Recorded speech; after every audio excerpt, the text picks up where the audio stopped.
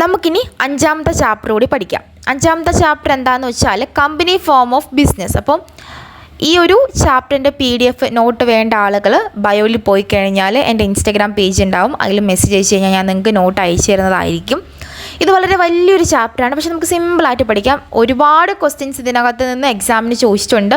ഒരു 12 മാർക്കിനോളം ക്വസ്റ്റ്യൻസ് വന്നിട്ടുണ്ട്. അപ്പോൾ അതുകൊണ്ട് തന്നെ 3 വർഷത്തെ ക്വസ്റ്റ്യൻ പേപ്പർ അനലൈസ് ചെയ്തിട്ടാണ് ഞാൻ ഈ പറയുന്നത്. അപ്പോൾ അതുകൊണ്ട് നമുക്ക് നന്നായിട്ട് പഠിക്കാം. അപ്പോൾ കമ്പനി ഫോംസ് ഓഫ് ബിസിനസ് എന്താണെന്ന് വെച്ചാൽ ഈ കമ്പനികളുണ്ടല്ലോ, public company, private company, government company, അങ്ങനെയുള്ള കമ്പനികളുണ്ടല്ലോ, ഈ കമ്പനികൾ എങ്ങനെയാണ് രൂപീകരിക്കുന്നത്, അതാണ് നമ്മൾ ഈ ഒരു ചാപ്റ്ററിനകത്ത് പഠിക്കാനായിട്ട് പോകുന്നത്.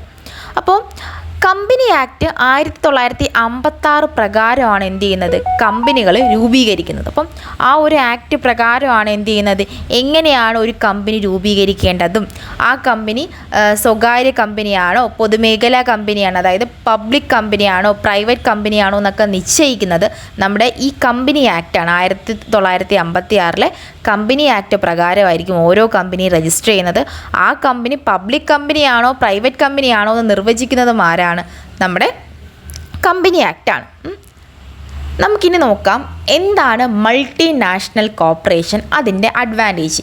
ഈ മൾട്ടിനാഷണൽ കോർപ്പറേഷൻ എന്താണെന്ന് വെച്ച് കഴിഞ്ഞാൽ ഇൻ്റർനാഷണൽ ബിസിനസ് എന്നും കൂടി നമുക്ക് പറയാം. ഒരു രാജ്യത്ത് കമ്പനി തുടങ്ങും, എന്നിട്ട് അതിൻ്റെ ബ്രാഞ്ച് പല രാജ്യങ്ങളിലേക്ക് വ്യാപിക്കുന്നതിനെയാണ് നമ്മൾ മൾട്ടിനാഷണൽ കോർപ്പറേഷൻ എന്ന് പറയുന്നത്. ഇപ്പോൾ ഞാനൊരു ചോക്ലേറ്റ് കമ്പനി തുടങ്ങുകയാണ്, ഇന്ത്യയിൽ ഞാൻ സ്റ്റാർട്ട് ചെയ്തു. എൻ്റെ കമ്പനിയുടെ പേര് അമ്മ എന്നാണ്. ഈ അമ്മ എന്ന് പറഞ്ഞ കമ്പനി നേരെ ഞാൻ എങ്ങോട്ടേക്ക് കൊണ്ടുപോവുകയാണ്, ഫ്രാൻസിലേക്കും ഇറ്റലിയിലേക്കും ജർമ്മനിയിലേക്കൊക്കെ ഞാൻ വ്യാപിപ്പിക്കുകയാണ്. ഇതിനെയാണ് നമ്മൾ എന്തെന്ന് പറയുന്നത്, മൾട്ടിനാഷണൽ കമ്പനി എന്ന് പറയുന്നത്. പക്ഷേ അതായത് തുടങ്ങിയത് എവിടെയായിരിക്കും, നമ്മുടെ മദർ കൺട്രിയിലായിരിക്കും, പക്ഷെ ബാക്കിയുള്ള ഇടങ്ങളിലേക്ക് നമ്മൾ വ്യാപിപ്പിക്കും. ഇനി ഇതിൻ്റെ അഡ്വാൻറ്റേജസ് എന്തൊക്കെയാണെന്ന് ചോദിച്ചാൽ നമുക്ക് വിദേശ നിക്ഷേപം കൂടുതലായിട്ട് കിട്ടും. മനസ്സിലായോ? നമ്മൾ ബാക്കിയുള്ള രാജ്യങ്ങളിലൊക്കെ നമ്മുടെ കമ്പനി വ്യാപിപ്പിക്കുമ്പോൾ നമുക്ക് നല്ല രീതിയിൽ വരുമാനം കിട്ടും, ഒരുപാട് ആളുകൾക്ക് തൊഴിലവസരങ്ങൾ കിട്ടും, നമുക്ക് വളരെ ഉയർന്ന സാങ്കേതിക വിദ്യ ഉപയോഗിക്കാനായിട്ട് പറ്റും, കയറ്റുമതി ഇമ്പോർട്ട് കൂടും. അങ്ങനെയുള്ള കുറേ കാര്യങ്ങളിൽ നമുക്ക് എന്താണ് മൾട്ടിനാഷണൽ കമ്പനി കൊണ്ടുള്ള ബെനിഫിറ്റ്സ് ആണ്. ഇനി നമുക്ക് നോക്കാം difference between public company and private company. ഇത് 3 തവണ ചോദിച്ചിട്ടുള്ള ക്വസ്റ്റ്യൻ ആണ്, എല്ലാ ക്വസ്റ്റ്യൻ പേപ്പറിൽ കാണും 2 മാർക്കിനും.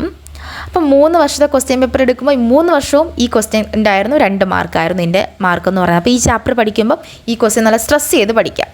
അപ്പോൾ പബ്ലിക് കമ്പനികളെ നമുക്ക് 2ആയി തരംതിരിക്കാം. പബ്ലിക് കമ്പനിയും അതേപോലെ തന്നെ പ്രൈവറ്റ് കമ്പനിയും. പബ്ലിക് കമ്പനി എന്ന് വെച്ചാൽ എന്തോന്നാണ്, പൊതു കമ്പനി.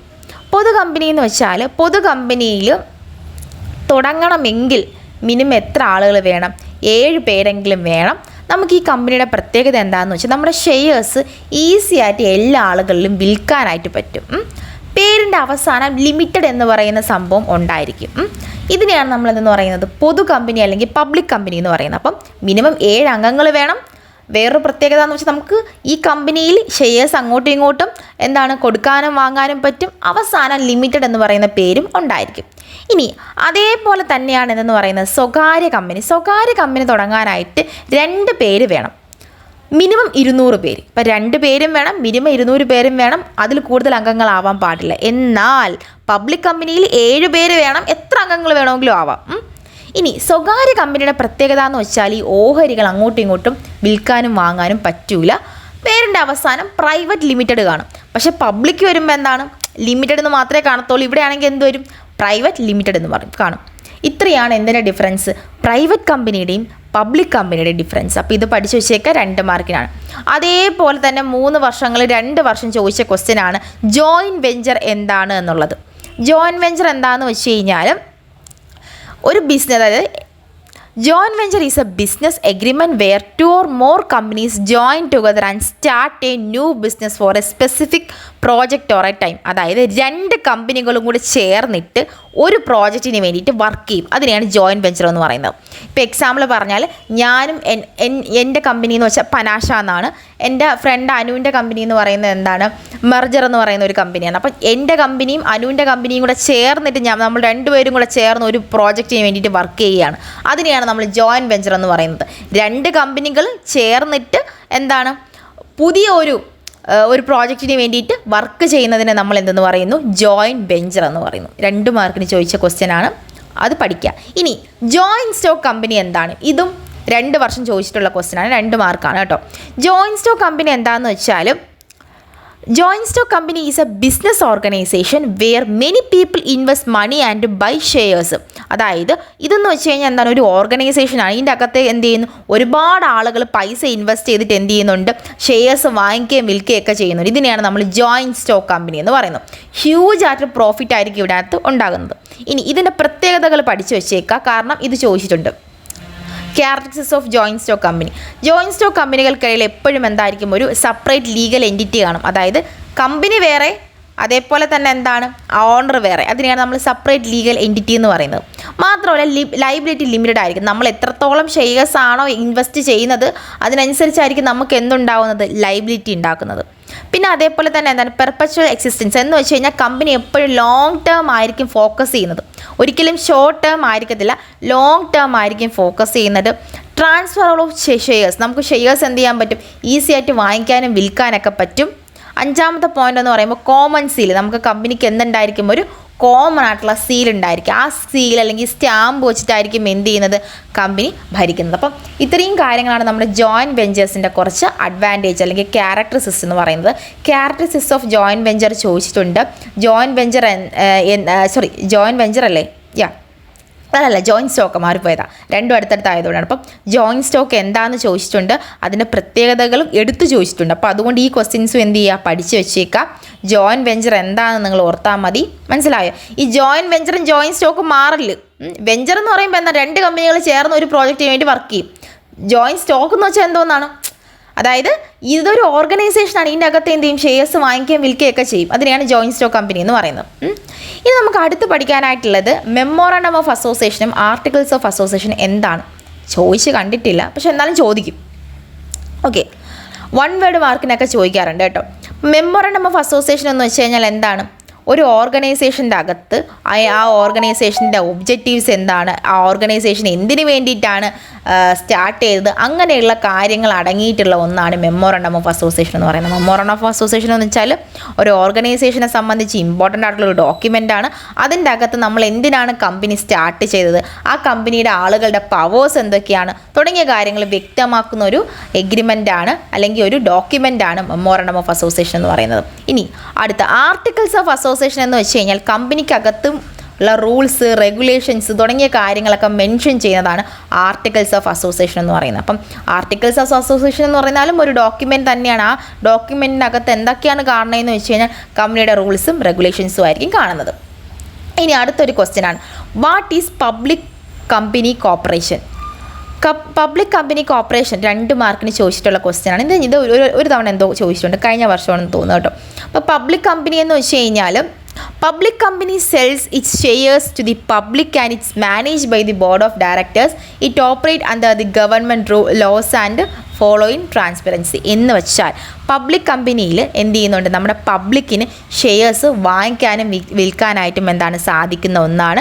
ഇത് മാനേജ് ചെയ്തേക്കുന്ന ആരായിരിക്കും, ബോർഡ് ഓഫ് ഡയറക്ടേഴ്സ് ആയിരിക്കും. പക്ഷേ ഈ കമ്പനി എപ്പോഴും ഗവൺമെൻറ് റൂൾസും റെഗുലേഷൻസും ഫോളോ ചെയ്തുകൊണ്ട് ഭരിക്കുന്ന ഒന്നാണ്. അപ്പോൾ പബ്ലിക് കമ്പനി എന്ന് വെച്ച് കഴിഞ്ഞാൽ പബ്ലിക്കിന് എന്താണ് ഷെയർസ് വാങ്ങിക്കാനും വിൽക്കാനും പറ്റുന്ന ഒന്നാണ്. മാത്രമല്ല ഇത് ഓപ്പറേറ്റ് ചെയ്യുന്നത് ബോർഡ് ഓഫ് ഡയറക്ടേഴ്സാണ്. ആര് പ്രകാരമാണ്, നമ്മുടെ ഗവൺമെൻറ് റൂൾസും റെഗുലേഷൻസും പ്രകാരമാണ്. എക്സാമ്പിൾ പറഞ്ഞാൽ എൽ ഐ സി ഒരു പബ്ലിക് കമ്പനിക്ക് എക്സാമ്പിളാണ്. ഇനി അടുത്തുള്ളത് എന്താണ് ഡിപ്പാർട്ട്മെൻറ്റൽ അണ്ടർടേക്കിംഗ്? ഡിപ്പാർട്ട്മെൻറ്റൽ അണ്ടർടേക്കിംഗ് എന്ന് വെച്ച് കഴിഞ്ഞാൽ ഒന്നുമില്ല, it's a business own by the manage directly by the government under a ministry. It's a not separate from the government. എന്ന് വെച്ച് കഴിഞ്ഞാൽ ഇത് ഗവൺമെൻറ്റിൻ്റെ ഒരു ഭാഗമാണ്.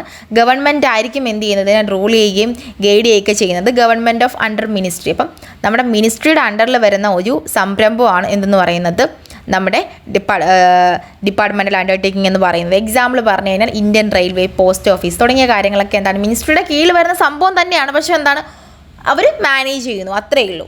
ഇനി അടുത്ത് വരുന്നത് എന്താണ് ഗവൺമെൻറ് കമ്പനി? 2 മാർക്കിന് ചോദിച്ച ക്വസ്റ്റ്യൻ ആണ് കേട്ടോ. ഗവൺമെൻറ് കമ്പനി ഒന്നുമില്ല, 51% ഷെയർസ് ഗവൺമെൻറ്റിൻ്റെ കയ്യിലിരിക്കുന്ന കമ്പനികളെയാണ് ഗവൺമെൻറ് കമ്പനി എന്ന് പറയുന്നത്. മനസ്സിലായോ? നമ്മുടെ ഷെയർസ് നോക്കിക്കഴിഞ്ഞാൽ 51% ഗവൺമെൻറ്റിൻ്റെ കയ്യിലും ബാക്കിയുള്ള ശതമാനം ആരുടെ കയ്യിലും ആയിരിക്കും, പ്രൈവറ്റ് ഓണേഴ്സിൻ്റെ കയ്യിലും ആയിരിക്കും. അങ്ങനെയുള്ള കമ്പനികളെയാണ് നമ്മൾ ഗവൺമെൻറ് കമ്പനി എന്ന് പറയുന്നത്. എന്തിനാണ് ഇങ്ങനെ ഗവൺമെൻറ് കമ്പനി വന്നതെന്ന് ചോദിച്ചാൽ നമ്മുടെ ഗവൺമെൻറ്റിന് എല്ലാം ഒന്നും ഡീൽ ചെയ്യാൻ പറ്റത്തില്ല. പരിമിതമായിട്ടുള്ള കാര്യങ്ങൾ മാത്രമേ നമ്മുടെ ഗവൺമെൻറ്റിന് ഡീൽ ചെയ്യാനായിട്ട് പറ്റുള്ളൂ.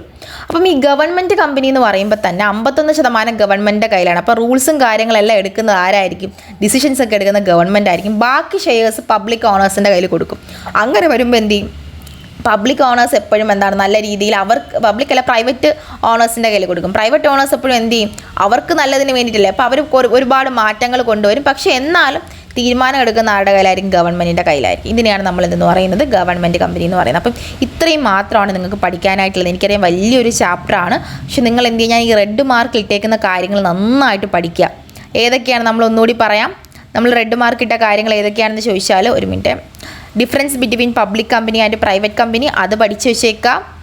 രണ്ടാമത്തെ question, what you mean by joint venture എന്താണെന്ന് പഠിച്ച് വെച്ചേക്കാം. ജോയിൻറ്റ് സ്റ്റോക്ക് കമ്പനി, അതിൻ്റെ ക്യാരക്ടറിസ്റ്റിക്സും പഠിച്ച് വയ്ക്കുക. ക്യാരക്ടറിസ്റ്റിക്സ് 5 മാർക്കിന് ചോദിച്ചിട്ടുണ്ട്. എന്താണ് ജോയിൻറ്റ് സ്റ്റോക്ക് കമ്പനി എന്നും ചോദിച്ചിട്ടുണ്ട്. അത് മാത്രമല്ല പബ്ലിക് കമ്പനീൻ്റെ എന്താണ് പബ്ലിക് കമ്പനി കോർപ്പറേഷൻ ചോദിച്ചിട്ടുണ്ട്.